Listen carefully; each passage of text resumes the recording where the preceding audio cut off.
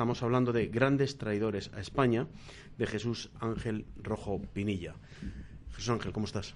Un placer estar aquí contigo.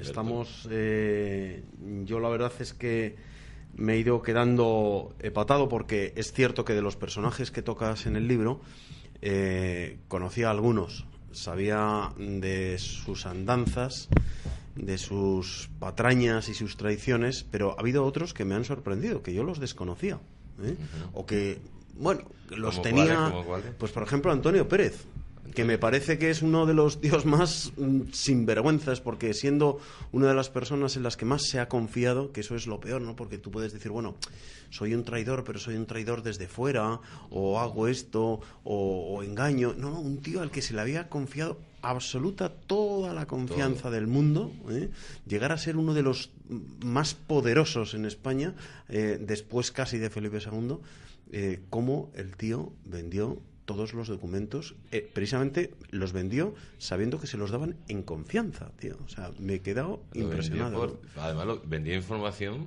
a los rebeldes flamencos, sí.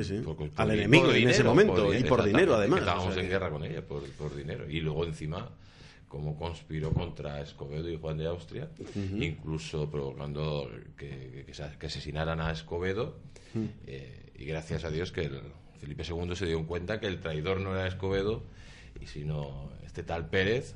Yo creo que me parece que se le llama Antonio Pérez la ramera de los enemigos de España. Sí, así es. Porque es que se vendía como las rameras, ¿no? Por dinero.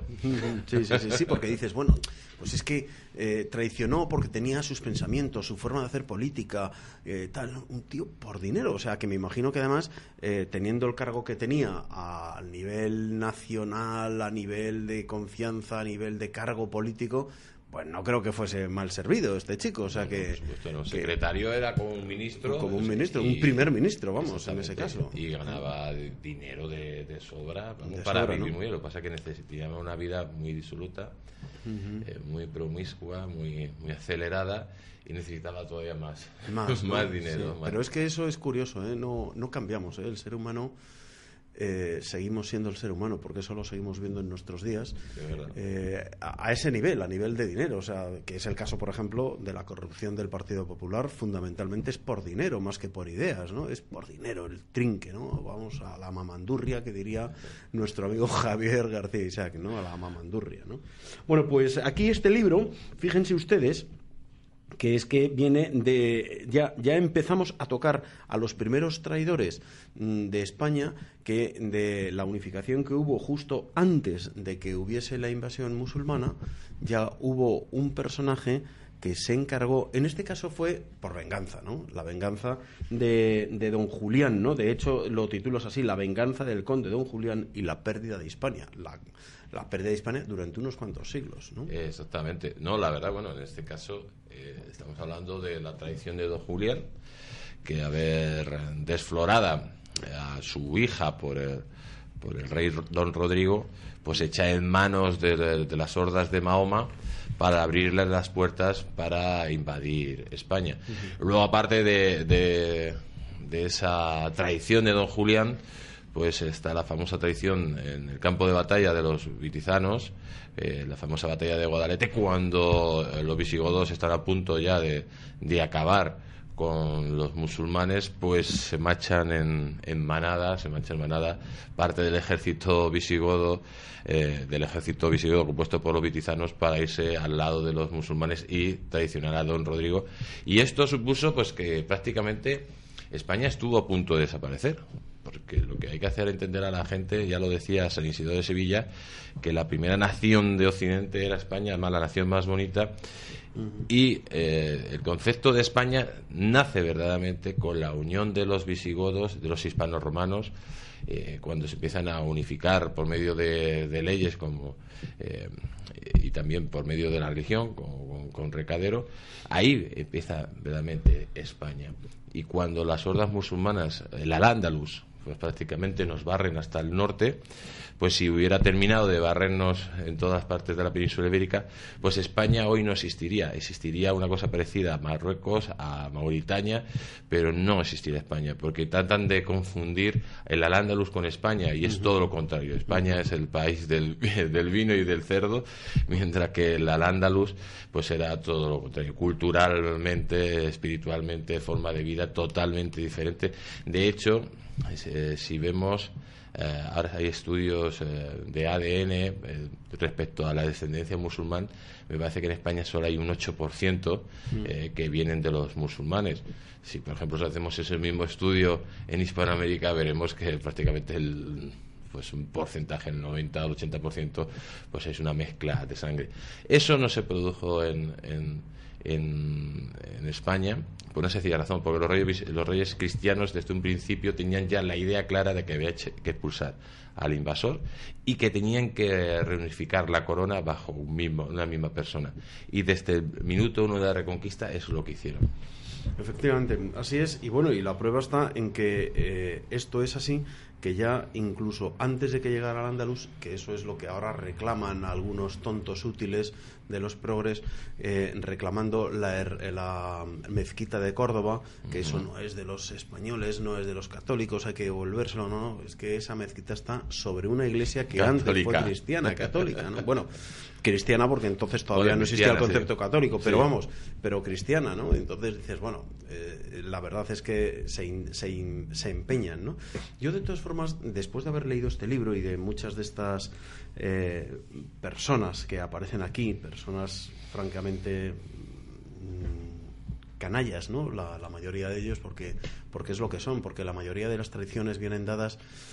Bueno, el caso de Juan, del conde de Juan es por venganza, pero la mayoría es por avaricia, es por odio, es por empeños personales. O sea, nunca una traición puede ser noble. O sea, nunca puede ser noble, ¿no?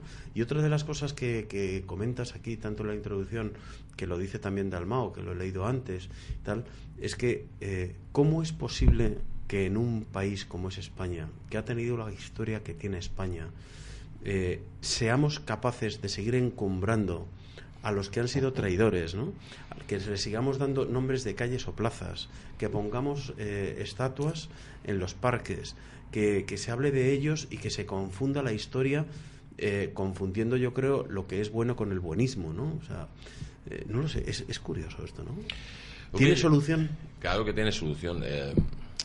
Hay que darse cuenta que lo que pretenden determinados políticos es que el ciudadano de a pie pierda sus raíces, su significado, que se conozca a sí mismo, que sea una representación de sus antepasados.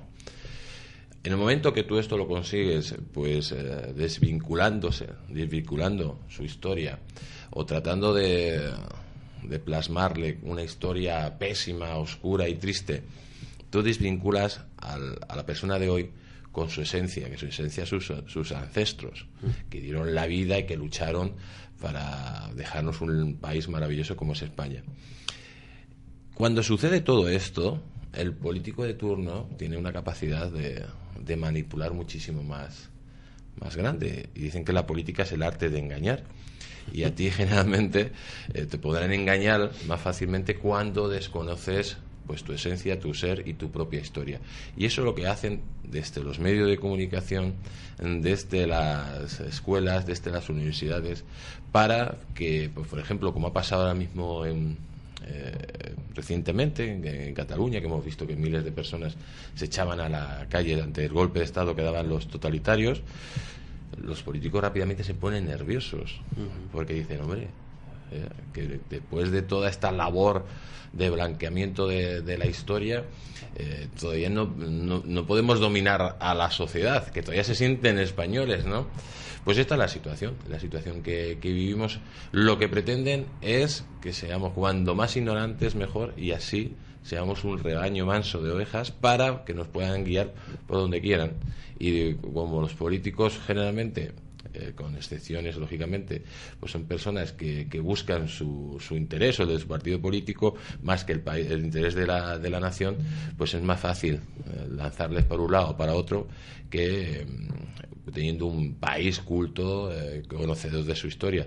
Lo hemos visto recientemente también con lo que pasó con la banda terrorista ETA, como parece ahora la ETA, que después de matar a cientos de personas, pues ahora se está haciendo un blanqueamiento de su historia, equiparando a las víctimas con los verdugos. Eso es lo que hacen, desestructurar la sociedad para hacer lo que quieran. Además es que la democracia parece que lo justifica todo, ¿no? Antes no existía el concepto de democracia como Estado moderno, o por lo menos una democracia soberana, una democracia popular, ¿no? Pues es curioso que la democracia moderna, esa democracia popular, el valor del pueblo, ese voto de un hombre, al final se termina convirtiendo en una especie de recurso por parte de los políticos para hacer un poco lo que quieren, ¿no? Porque con esa sensación de satisfacción de que soy demócrata y voto una vez cada 4 años, y luego, bueno, tenemos el caso, por ejemplo, de Mariano Rajoy, ¿no? De que en su primera legislatura mintió sintomáticamente en todo, o sea, desde los impuestos hasta la ley del aborto, hasta todo, o sea, mintió absolutamente de todo, o sea, se desdijo absolutamente en su acción. Mariano Rajoy, Felipe González, Arnal, pero todos, Zapatero, ¿no? Dices, Suárez. Pero es increíble, ¿no? Y ahí están, pero y yo me pregunto, en esta democracia moderna que también tenemos en España, pero que también hay en otros países, ¿también sucede esto? ¿También tratan de confundir en otros países sus dirigentes a sus pueblos? ¿Con otros traidores o con otras historias? A lo mejor tratan de confundirle de punto de vista cultural. Porque yo, perdóname, José Ángel, yo lo que veo es que en Estados Unidos tienen iba a decir un amor a su historia. A mí me parece que son unos fanáticos de su corta historia, pero unos fanáticos, y la viven y la conciben, y todos los días en los institutos se levanta la bandera, y cuando se suena el himno nacional todo el mundo la mano al pecho y en pie, desde el más cazurro hasta el más culto, y desde el más rico hasta el más pobre, y desde el más blanco hasta el más negro, ¿no? Eso es una cosa que eso funciona allí. Tendrán luego otros problemas, ¿no? Pero el espíritu de unidad, el espíritu de nación, la sensación de yo soy ciudadano americano, ¿no? Y lo dicen ahí, la camisa les revienta, ¿no? Porque se les hincha el pecho. Aquí vamos. Hombre, ahí decía Lord Byron que quien no ama a su patria no ama nada. Y en otros países de nuestros alrededores, pues sí, pueden que estén haciendo un desafecto desde el punto de vista de sus raíces judío-cristianas, pero la historia, en cierto modo la historia, reivindicando a sus grandes héroes y sus momentos más gloriosos, sí que los tienen en un pedestal, y además lo reivindican sí o sí. Pongamos el ejemplo, por ejemplo, en Francia con Napoleón, que según Nostradamus fue el primer anticristo. Una de las profecías de Nostradamus decía que iban a hacer el primer anticristo cerca de Italia, nació en Córcega, que más que príncipe iba a ser carnicero. A Napoleón se le conocía como el carnicero por la cantidad de personas que morían en sus batallas, y que iba a destruir el imperio francés como así hizo, ¿no? Este señor provocó la muerte de más de 5 millones de personas con sus continuas guerras. Sin embargo, vemos cómo Napoleón es respetado, ensalzado en Francia, y han conseguido cambiar la concepción a nivel no ya europeo sino mundial de la figura de un sátrapa, de un carnicero, como era el pequeño Corso, ¿no?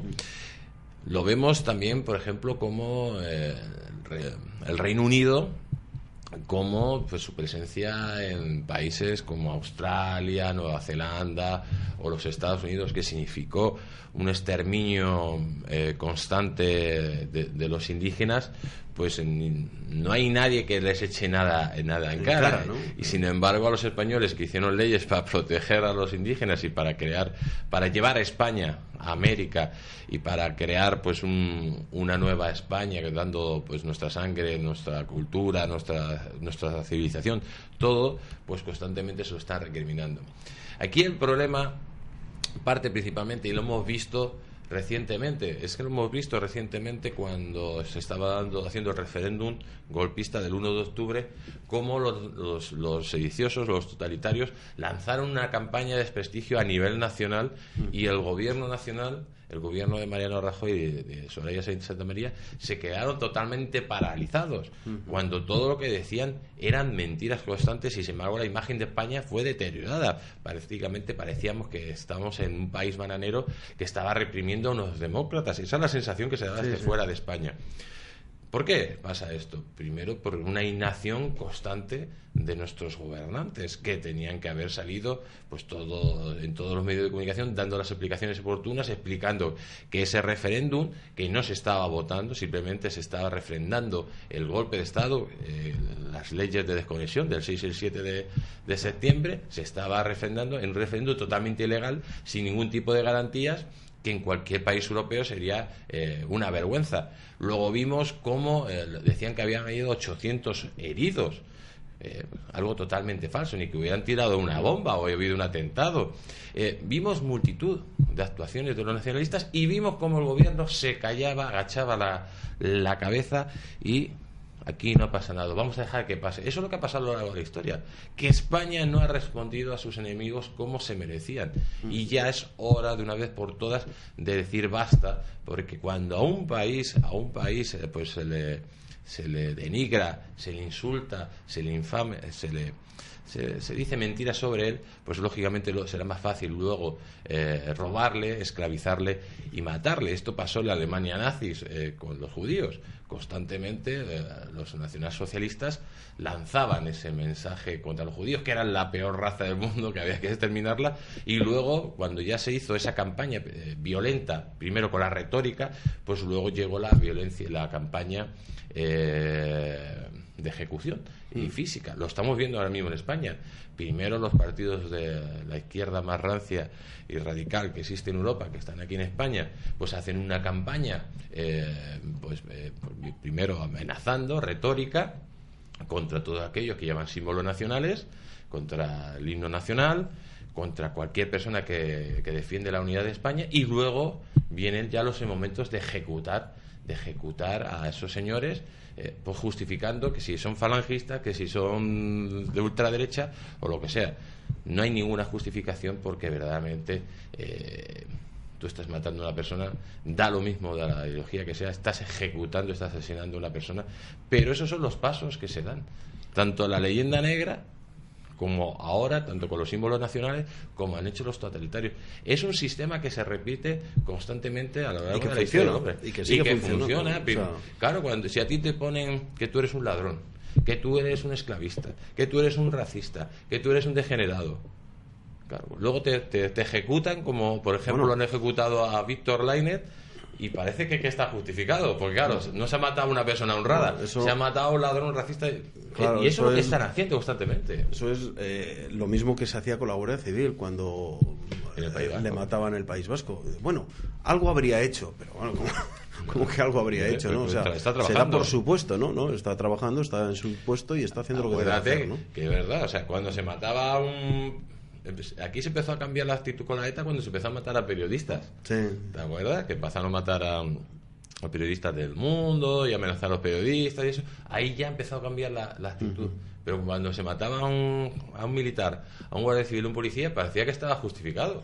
No diga, que son tan personas y tan españoles y están defendiendo nuestra nación y los intereses de todos. Y son lo mismo que si te mataran a ti o mataran a un pescadero.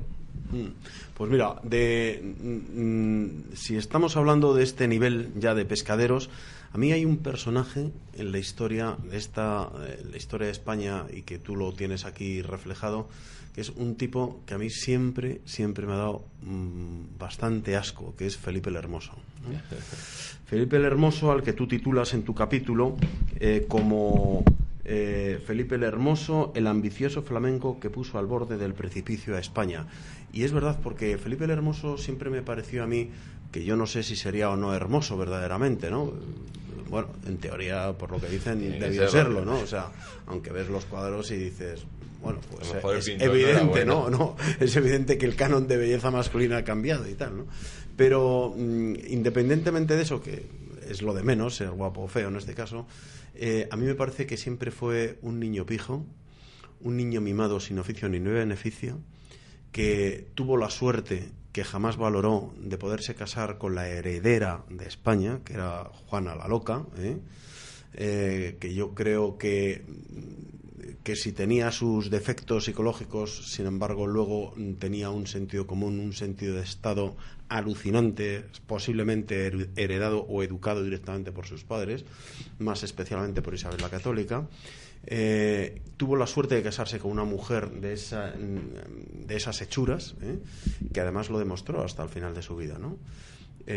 Un hombre acostumbrado al todo gratis, al todo vale, mujeriego, infiel, y no solamente me refiero infiel desde el punto de vista de las mujeres, ¿no? Infiel en la vida, con los amigos, con la política, con tal, y que él se veía o se debía más a donde había nacido, por aquello de que el buey es de donde pace, no de donde nace, ¿no?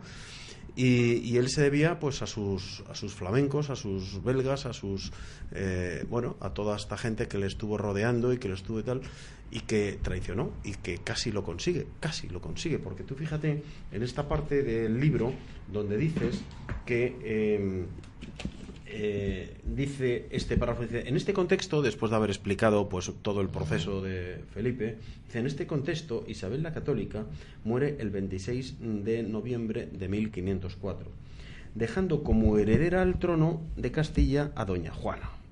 Consciente la reina del estado mental de su hija y de los peligros que suponía Felipe para la unión de la corona de Castilla y Aragón, introdujo en sus últimas voluntades algunas cláusulas por las que designaba a su marido como gobernador, para que rigiese los reinos en caso de ausencia o incapacidad de la princesa Juana. O sea, este retoque en sus voluntades, es decir, en su testamento político, naturalmente, de Isabel la Católica, salva a España. De la misma manera que Isabel la Católica, gracias a su arrojo, es la que hace que España llegue a ser lo que es, el primer Estado moderno de la historia.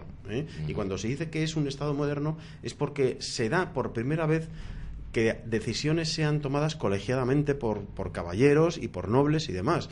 O sea, que, en fin, que es que esto, hasta que llegó a Europa, señores, íbamos muy por delante, ¿no? O sea, muy por delante. Este Felipe el Hermoso, ya te digo que incluso en alguna película, incluso le han querido tratar benévolamente, como un hombre, bueno, pues que se le ponían a tiro las mujeres, ¿no? Y que tal. Sí, ha salido la historia. De hecho, acuérdate la película que hizo Andrés Pajares, de Felipe Hermoso, que era una burla pero este señor fue uno de los grandes traidores a España, un tipo que maltrató a nuestra reina de una forma brutal, no solo psicológicamente, sino físicamente. Incluso estas feministas ahora, ¿no? El machismo y tal. Claro, bueno, pues también hay que reflejarlo en estos personajes. Claro, este señor no solo de Franco. Era lo peor de lo peor. De hecho, la tuvo presa nuestra reina. Era un tipo que traicionó a su padre, a Maximiliano, traicionó a su suegro, a su suegra y a su mujer, incluso a sus propios hijos, porque era una persona sin ningún tipo de escrúpulos, que desgraciadamente las circunstancias de la vida le puso en bandeja, como tú muy bien has dicho, pues la corona de Castilla y Aragón, la corona de España, ¿no? Entonces, en estas circunstancias, todo esto coincide cuando ya también la reina católica se está muriendo y verdaderamente la heredera, después de la muerte casi en cadena de todos los hijos de los reyes católicos y descendientes, pues se queda en Juana la Loca, se queda como heredera al trono de Castilla. Bueno, por diversas carambolas de que mueren alguna de sus hermanas. Bueno, es que me parecía que la había mirado. Sí, un tuerto, porque no fue normal. Y después de la labor, como bien tú has dicho, de los reyes católicos, que por fin unen la corona de Castilla, la corona de Aragón, terminan con la reconquista, expulsando a las hordas de Mahoma de la península ibérica, y sobre todo una cosa muy importante, de acabar con esos nobles traidores, esos nobles castellanos que condicionaban tanto el reino de España y que habían condicionado tanto el anterior reinado de su hermano, ¿no? Entonces, en estas circunstancias, después de haber echado a toda la gentuza que solo que buscaba sus intereses, de haber unificado a España, de convertir en el primer estado moderno de Europa, de lanzar a España a conquistar las Américas, de estructurar un gran imperio, no solo desde el punto de vista de nuevos territorios, sino también con sus alianzas, con los casamientos que habían hecho, pues parecía que España pues iba a ser ese país número uno. Pero al llegar al poder Felipe el Hermoso, pues se ceñía sobre nuestro país pues casi una involución histórica sin precedentes. Por un lado, los nobles castellanos, los traidores nobles castellanos que había echado a los reyes católicos de la corte, estaban esperando su momento para traicionar de nuevo al testamento de Isabel la Católica y a Fernando el Católico, y se unieron con Felipe el Hermoso. Y por otro lado, Felipe el Hermoso venía con su nobleza para repartir mercedes por toda España. ¿Qué es lo que hubiera supuesto esto? Pues que en vez de tener un estado moderno, un estado fuerte, un estado contundente, pues hubiéramos puesto pues eso, unos 100 años de involución histórica, porque volveríamos prácticamente a un estado medieval donde los nobles gobernaban sobre el rey, en vez del rey gobernar sobre los nobles, que es lo que empezaron a hacer los reyes católicos. Gracias a Dios, pues después de hecho, en la portada del libro que refleja precisamente cuando Fernando el Católico le cede la corona de Castilla a Felipe el Hermoso, la famosa traición de Villafáfila, y donde todos los nobles castellanos se hayan ido ya con el traidor flamenco, solo el duque de Alba estuvo cerca del rey aragonés. Pues después de esta traición, que ha reflejado muy bien en exclusiva, en un cuadro que ha hecho en exclusiva Augusto Ferrer Dalmau, precioso, como todo lo de Ferrer, para este libro. Desde aquí le mando un fuerte saludo y mi agradecimiento. 2 meses después, gracias a Dios, Felipe el Hermoso muere supuestamente después de un golpe de un partido de paletas, de pelota, y muere, ¿vale? Si Felipe el Hermoso no hubiera muerto 2 meses después, España pues hubiera vuelto a continuas guerras civiles. Por supuesto, Aragón se hubiera separado otra vez de Castilla. Eso es casi seguro, y hubiéramos perdido a lo mejor 100 años de historia por culpa de este felón. Un felón que puso todo su hacer en manos de un enemigo en esos momentos también de España, que era la Francia. Hay que recordar que después de expulsar a los moros, pues hubo una guerra contra los franceses en Nápoles por luchar lógicamente por el control de Nápoles, y en medio de esa guerra, este traidor se puso siempre pues a favor de los franceses, casi como un vulgar vasallo, con tal de perjudicar los intereses de su mujer, de él mismo y de sus suegros, porque era incluso un estúpido. Si este señor simplemente hubiera esperado tranquilamente su momento, hubiera sido rey de Castilla, rey de España, y hubiera gobernado sin ningún problema. Pero era una persona, como tú dices, una persona que no respetaba nada a nadie, un caprichoso, un niño pijo, como tú me habías dicho, que solo quería las cosas en el momento y ya está. Mira, es que además este desguazamiento de España, la rotura de España, yo creo que es parte de la estrategia, porque el botín fundamental era llevarse a las Américas. Los reyes, los reinos que rompiesen España y se repartiesen el botín, se repartían el botín de las Américas, que España ya estaba haciendo. Que por otro lado ya empezaba a fraguarse la leyenda negra que estaba fabricado por algunos de ellos. A continuación, justo de Felipe el Hermoso, hablas ya de San Bartolomé de las Casas, ¿no? Que este caso... ¿De San Bartolomé?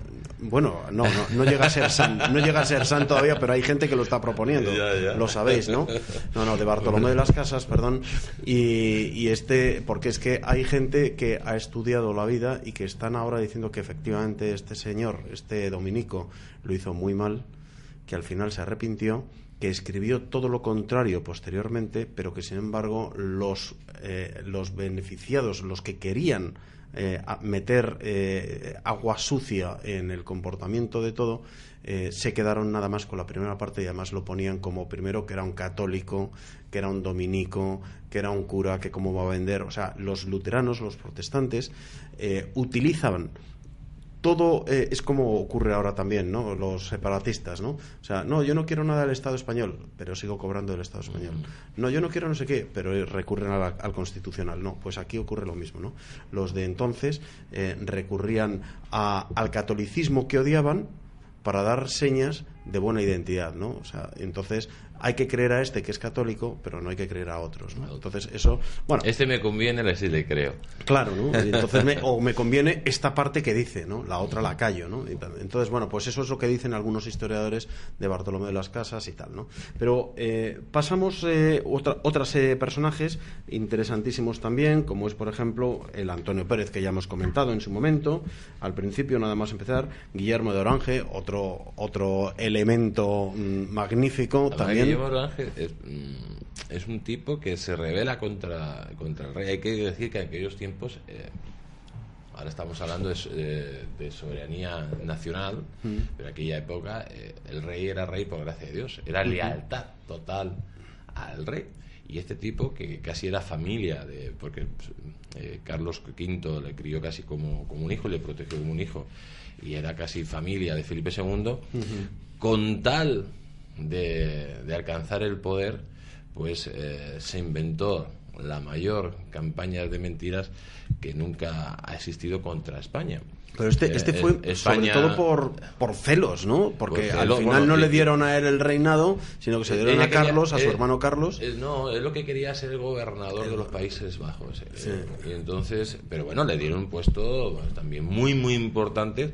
Lo que pasa es que este tipo, al final, pues generó esa campaña, creó un enemigo, que en este caso los españoles, que no lo eran, engañó a la población y la enfrentó contra los españoles sin ningún sentido aparente, y todo para alcanzar el poder. Incluso se llegó a ofrecer la corona a los franceses para que Felipe II no fuera rey de los Países Bajos.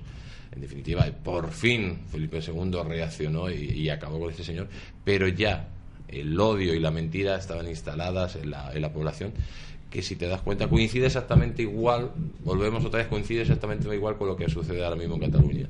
O sea, se crea un enemigo que no existe, en este caso los españoles, se crea una generación de mentiras y odio constante contra los españoles, y ese virus de odio, pues en los Países Bajos, pues evolucionó en una guerra de 80 años que significó la separación de las Provincias Unidas. Y en definitiva, hay que compararlo siempre con lo que está sucediendo aquí.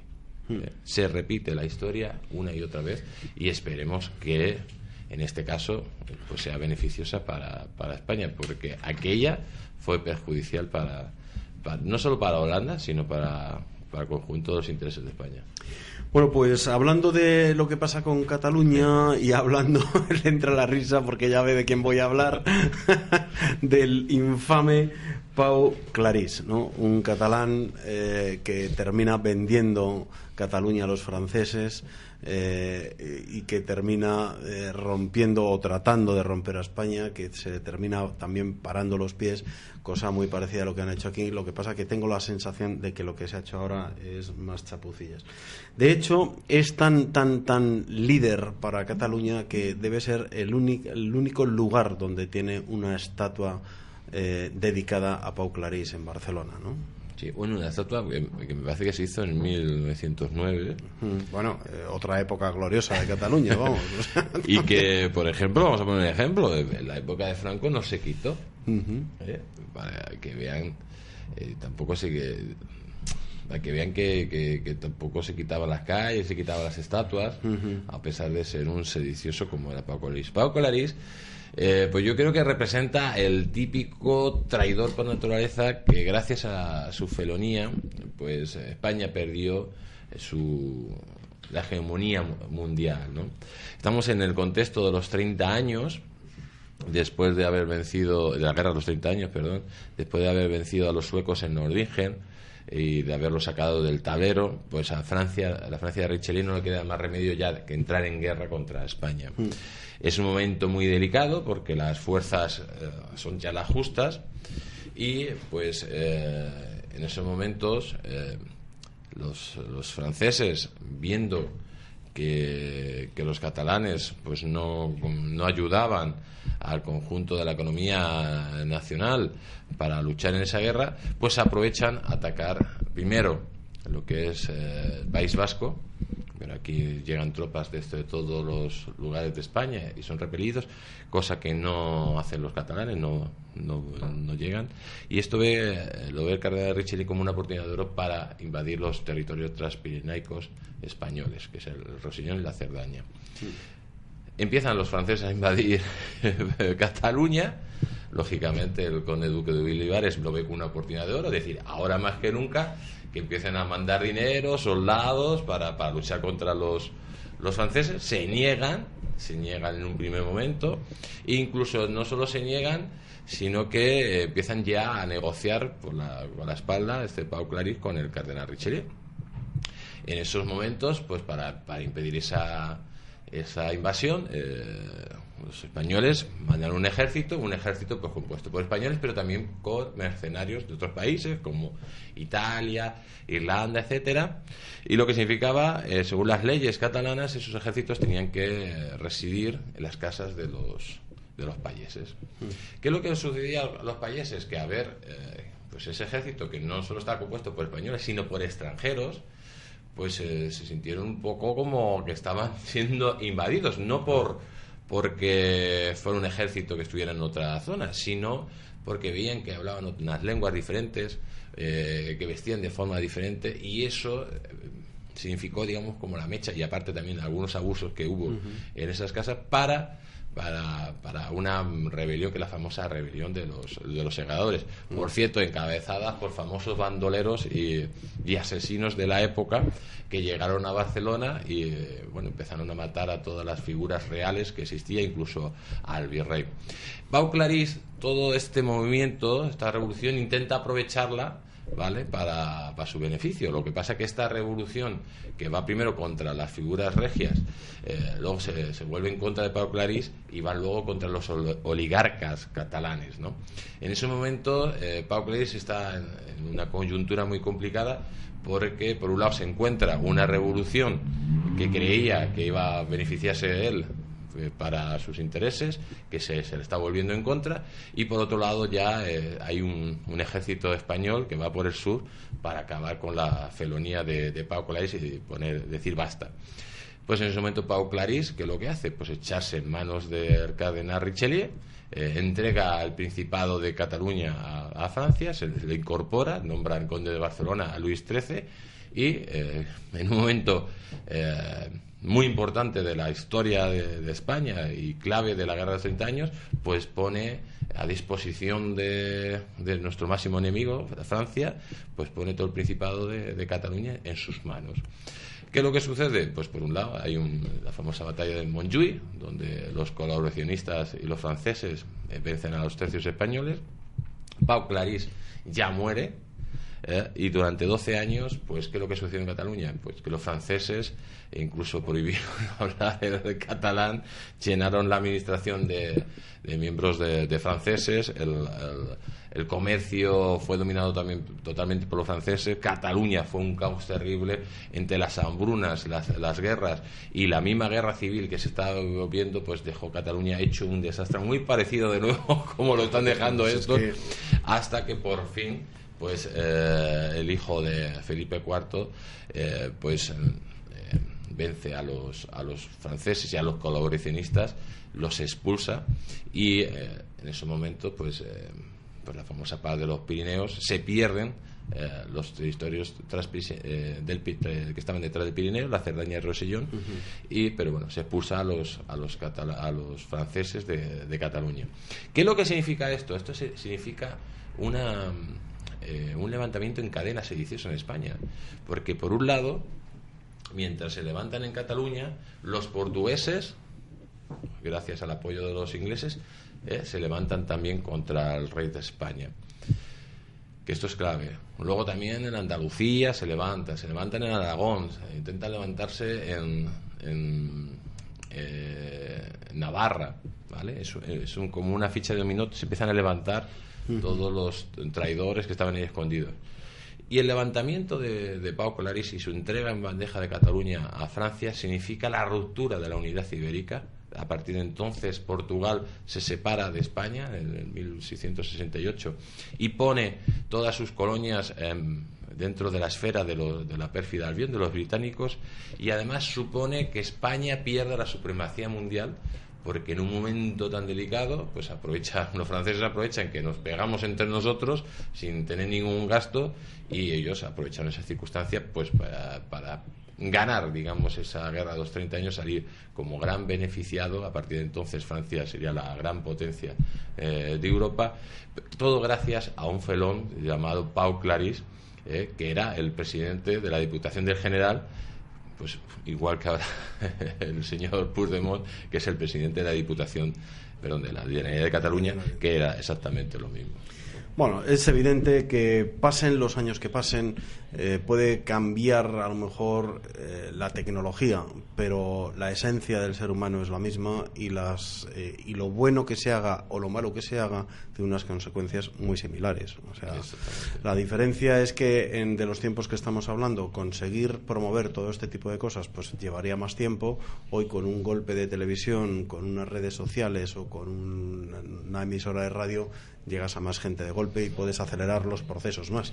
Pero Clarís también declaró la República Catalana durante 7 días, ¿vale?, para luego incorporarla a la Francia del cardenal Richelieu, en un pacto que tramó perfectamente mano a mano con el cardenal Richelieu. O sea, no se puede ser mayor traidor a España, también a su región, a su patria chica, Cataluña, entregando en manos de los grandes enemigos de nuestra nación pues toda la región. Es inaudito, es incomprensible, ¿no?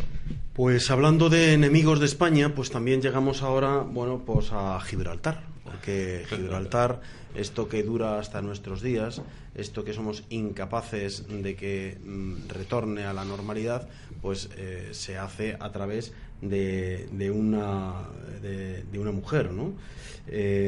Y el peñón que no pasa de ser una roca, pero con un poder logístico o geopolítico importantísimo, y de ahí que los ingleses se quedaran con ello. Esto, para que mucha gente dice, no, es que España en el Tratado de Utrecht cedió la roca. Vamos a meterlo en contexto. Estamos hablando de la Guerra de Sucesión Española, donde hay dos bandos, el bando Borbón y el bando de los Austrias, y en ese momento hay una flota compuesta por ingleses y holandeses al mando, y que actuaba a favor del rey de España, del bando de los Austrias, y toma la roca en nombre del rey de España, ¿vale? Luego, posteriormente, después de tomar la roca en nombre del rey de España, pues los ingleses cambian de opinión y se la quedan en su posición. O sea, es la primera vez en la historia de que un aliado tuyo coge, actúa para ayudarte y se queda con una parte de tu territorio, ¿no? Me prestas el coche y me quedo con el coche, exactamente, ¿no? Es como... Para que se entienda, vamos. Exactamente. Para que lo entienda mejor la gente, es como, imaginemos, estamos en la OTAN, atacan los rusos a Polonia, van tropas de la OTAN a defender Polonia. Después de expulsar a los rusos, pues por ejemplo Estados Unidos dice, oye, que nos quedamos con Polonia. Sería exactamente lo mismo.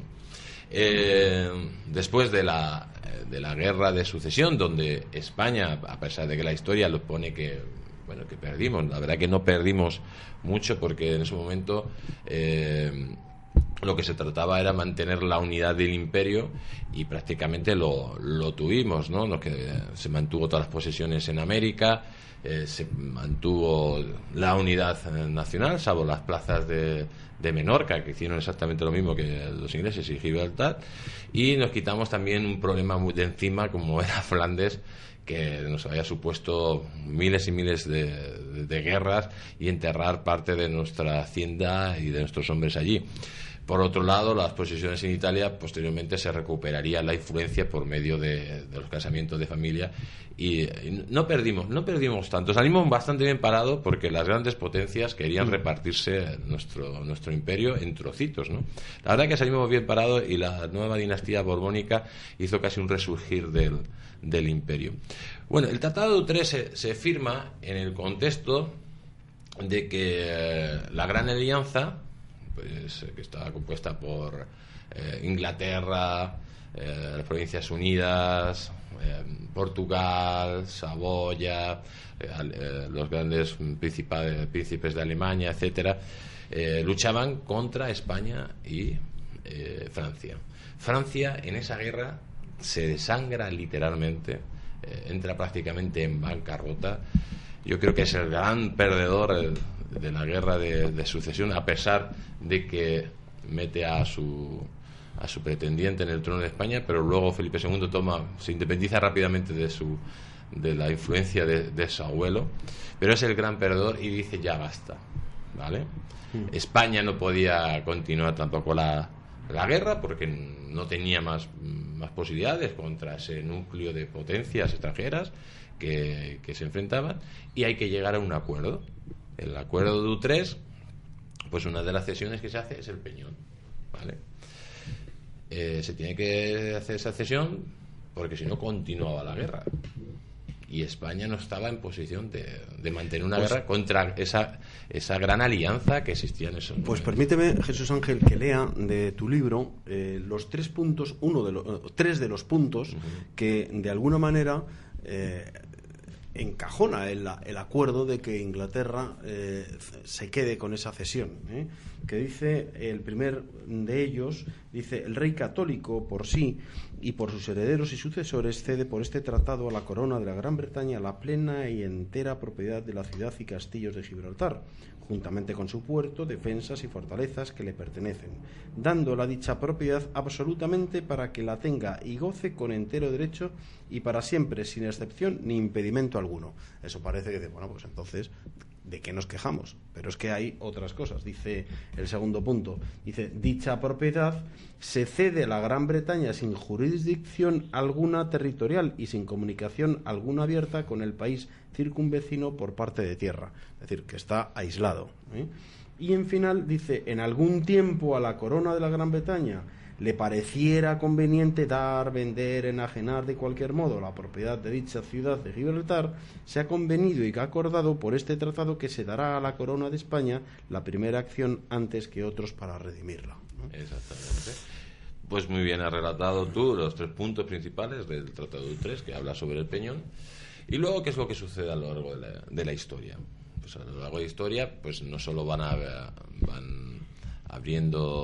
cogiendo espacio al mar, van cogiendo aguas territoriales que según el tratado no les correspondía, y en definitiva llegamos pues al siglo XX, y es cuando intenta el Reino Unido pues que Gibraltar se independice de ellos sin tener ninguna opción España, ¿vale?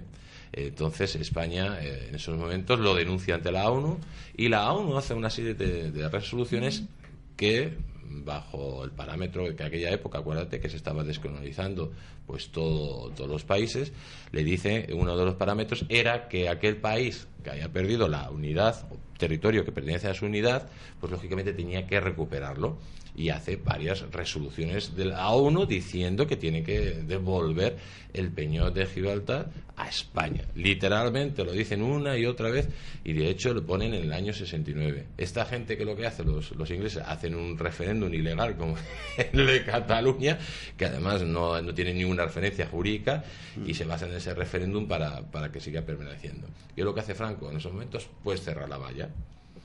¿Y qué es lo que supone? Pues que, muy bien, oiga, ustedes se van a quedar con el Peñón, pero esto va a ser una cárcel para ustedes.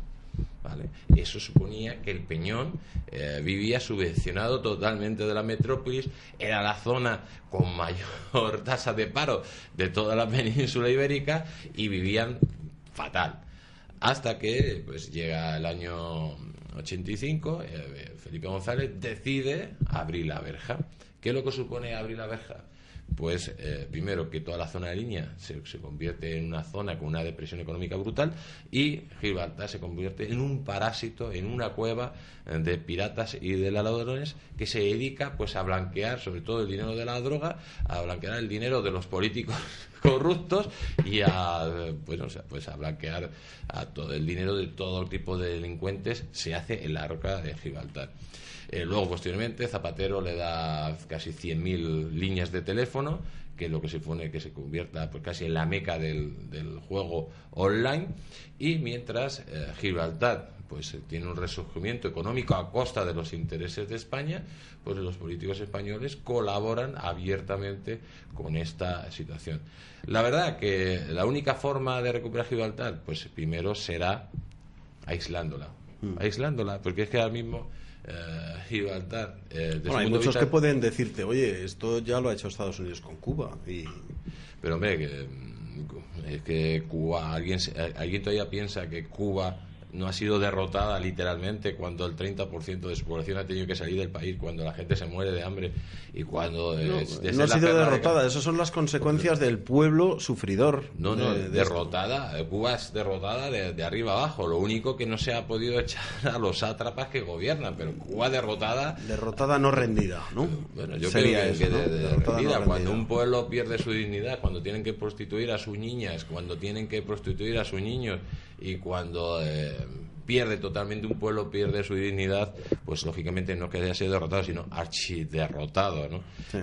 En este caso habría que hacer lo mismo, habría que coger a Gibraltar, cortarle cualquier tipo de comunicación con la península, cualquier empresa que tuviera actos jurídicos documentados con alguna empresa de España, prohibirlos y en definitiva pues empobrecerlo, porque ¿quién va a querer vivir en Gibraltar? Nadie. Es que ahora mismo el primer ministro de Gibraltar es primer ministro de Gibraltar y vive en España. Así que nadie de Gibraltar vive en Gibraltar, vive en España. O sea, le dan todo, le dan la posibilidad de ser un paraíso fiscal, de estar blanqueando dinero a los políticos corruptos, a los narcotraficantes de drogas, a los traficantes de armas y luego encima disfrutar de España. Pues nunca se van a ir. En definitiva, esto es recuperar el Peñón es cuestión de dignidad nacional y de dignidad de nuestra sociedad.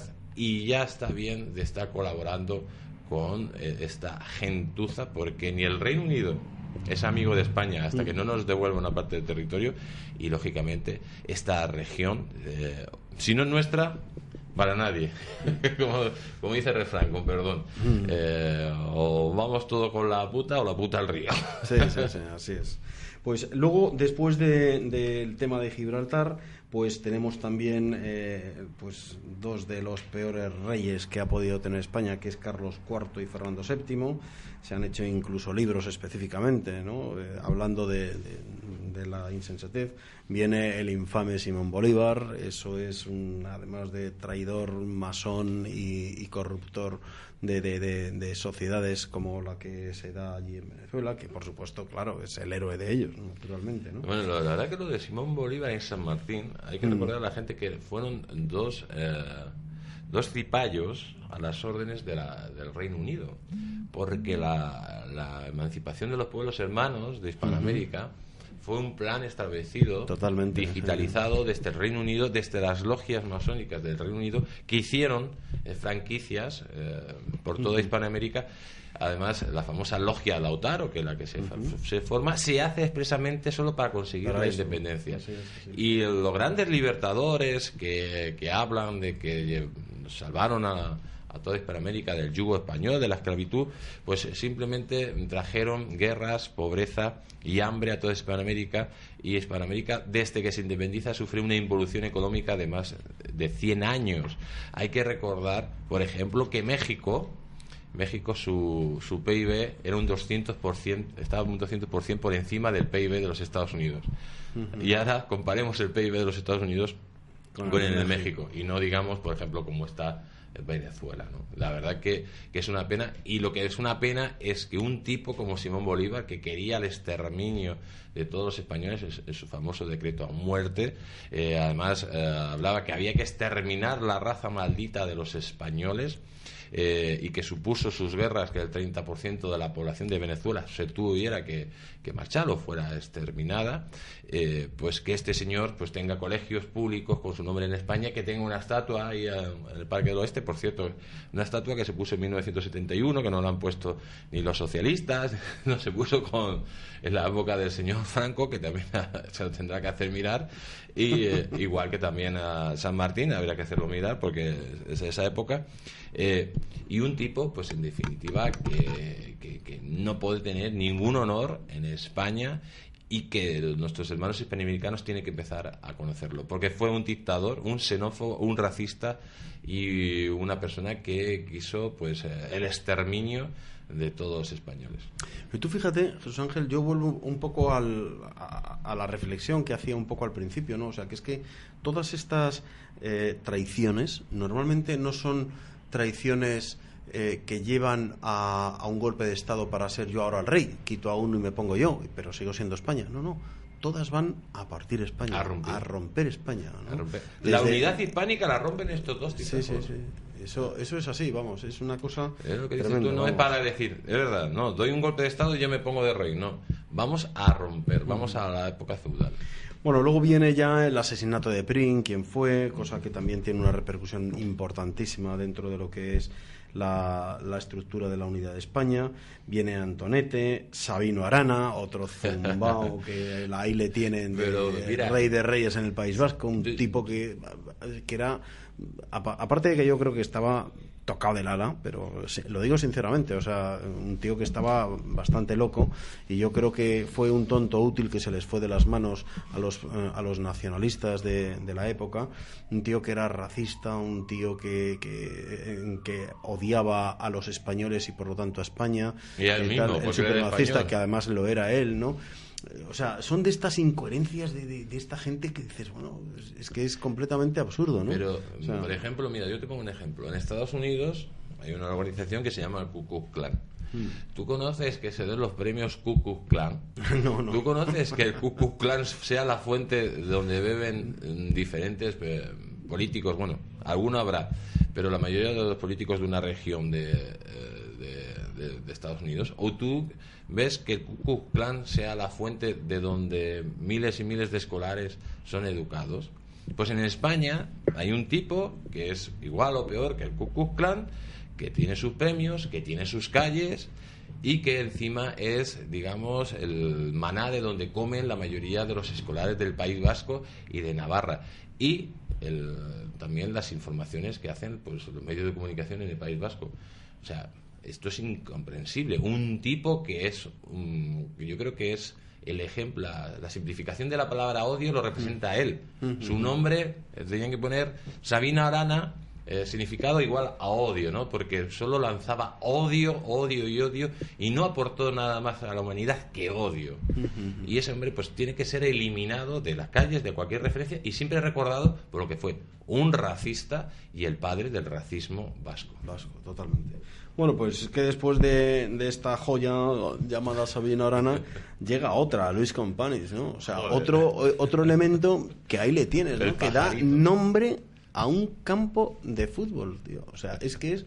Pero, y sin embargo, claro, todos los nacionalistas interesados les interesa mucho tener a un referente histórico, un referente como líder, un referente como empujador del espíritu del separatismo, que tanto uno como otro, volvemos a lo que hemos dicho antes, van a romper España con la excusa de que es que yo no soy español, yo soy vasco, yo soy catalán, no. Bueno, y como si fuera marciano. Sí, pues ¿qué le vamos a hacer, no? O sea, en fin. Pues bueno, Luis Companys, aparte que participó en el golpe de Estado del año 34, dio un golpe de Estado, se quería independizar de la República.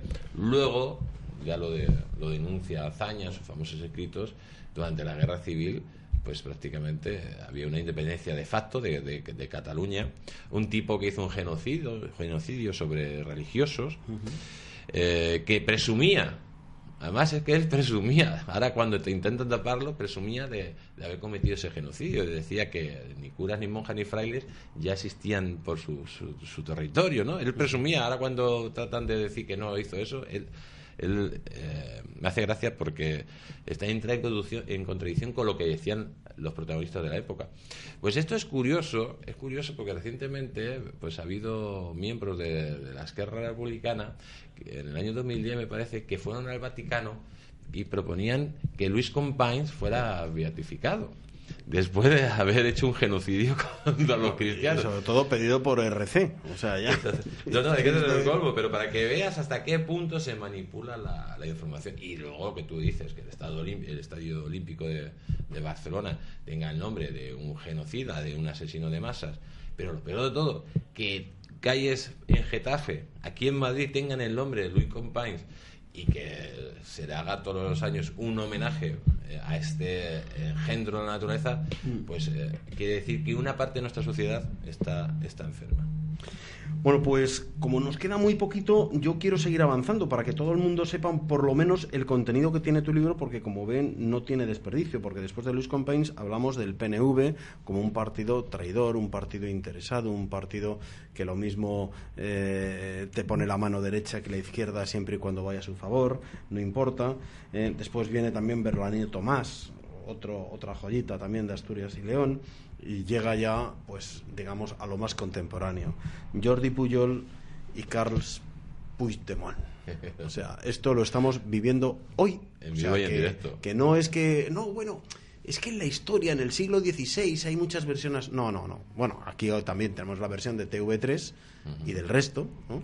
O sea, que también hay versiones para todos los gustos. Y desde luego, a mí me parece muy bien, muy acertado que en este libro de historia recojas historia contemporánea, historia viva, historia que estamos viviendo porque esto no ha terminado, O sea, desde el Jordi Pujol siendo el padre del separatismo catalán moderno, porque es el primero que esloga sus principios con España nos roba, y hasta el último Carles Puigdemont, que para mi entender, o sea, no pretendo insultar, simplemente es para que entendamos, yo creo que ha sido un tonto útil que se les ha ido de las manos también, se le ha dado un poder que se ha pensado que era un juguete y lo ha hecho a su manera, a su forma y manera, y yo creo que es una persona que si no está mal de la cabeza es un egoísta redomado, porque solo ha mirado por él. La prueba está en que la nobleza es totalmente desaparecida en su forma de ser. Ahí le tienes en Bélgica, en un país que no se ha ido a Bélgica porque le pillaba cerca, ya sabía a qué país iba, ¿no? Que sabía cómo y quién le iba a defender, ¿no? Pues los mismos que han defendido y cómo han defendido a algunos etarras, ¿no? O sea que no lo sé, ¿no? Yo creo que ha sido acertadísima, pero muy acertada esta opción de haber metido a estos dos elementos al final del libro. Pues no, te lo agradezco. Lógicamente, la verdad que el libro se cerraba con Jordi Pujol, que yo creo que es el padre de todo lo que está pasando, porque hay que acordarse, pues, la famosa carta de Tarradellas que se publica en la Vanguardia, donde ya avisaba quién era Jordi Pujol, que incluso estaba tomando políticas tan radicales como la del año 34 con el señor Companys. Jordi Pujol, es que lo bueno de todo es que publicó su plan en el año 90, de sale publicado en el País, la gente lo puede mirar, donde su programa político hablaba de lo siguiente: que hay que intentar meter comisarios políticos en los medios de comunicación, que hay que intentar meter comisarios políticos o hay que meter comisarios políticos en las asociaciones de padres, comisarios políticos en los colegios, comisarios políticos en las asociaciones profesionales, comisarios políticos en los tribunales de los funcionarios. En definitiva, Jordi Pujol lo que pretendía era ponzoñar toda la administración pública y toda la administración, digamos, todo el poder civil, ponzoñarlo con sus comisarios políticos para que lógicamente lanzaran ese mensaje nacionalista y ir creando país, lo decía claramente. ¿Y qué es lo que sucedió en Cataluña? Pues que aquel que criticaba a Jordi Pujol atacaba a Cataluña, y como tenía dominado pues tanto a la sociedad civil como la administración pública, cualquier persona que se le oponía era condenado a la muerte social en Cataluña y se tenía que marchar. Todo esto pues que ha ido degenerando pues en 23 años que estuvo él en unas políticas educativas de adoctrinamiento donde se le enseñaba a los niños a no ser españoles, lógicamente ahí están los resultados, en unas políticas de comunicación donde también se le enseñaba al conjunto de la sociedad para ratificar ese pensamiento totalitario a no ser españoles. Y en consecuencia ningún partido político, ni el Partido Popular ni el Partido Socialista y lógicamente ni la UCD hizo nada para parar a esta bestia. La bestia se alimentó, a la bestia se la engordó y la bestia se puso a andar, y el resultado de que se puso a andar ha sido Puigdemont, que es consecuencia de todos estos años de inacción del gobierno de España, de dejar de cumplir la ley en Cataluña y de retirarse sin darle un respaldo a todo aquel ciudadano que se sentía español. Bueno, yo soy totalmente de acuerdo con la teoría de Javier García Isaac, que el problema de Cataluña no son los catalanes, son los españoles, especialmente los gobiernos españoles, que han abandonado a los catalanes. Les han abandonado, entre otras cosas, porque pensaban que dándoles las prebendas económicas que ellos buscaban o se encontraban en las negociaciones para tener una mayoría en el arco parlamentario del Congreso, con eso ya se quedaban contentos. Pero es que se demuestra que el dinero no es suficiente. Si no hay afecto, el dinero sobra, y es lo que ha sucedido 40 años después, y es lo que está sucediendo. Yo comprendo perfectamente las personas que, aunque estén equivocadas bajo mi punto de vista, que se sienten separatistas, que se sienten independentistas, yo les comprendo absolutamente, porque han sido malqueridos por los gobiernos de España y manipulados por los gobiernos catalanes. O sea, les han hecho una operación pinza que no saben. O sea, están sufriendo. Yo lo entiendo que estén sufriendo y son absolutamente inocentes. Pero tú sabes de lo que están sufriendo. Que en España, si los políticos nos dan cuenta que si no acabamos con el nacionalismo va a acabar con España. Totalmente. Es así. Es que son tontos.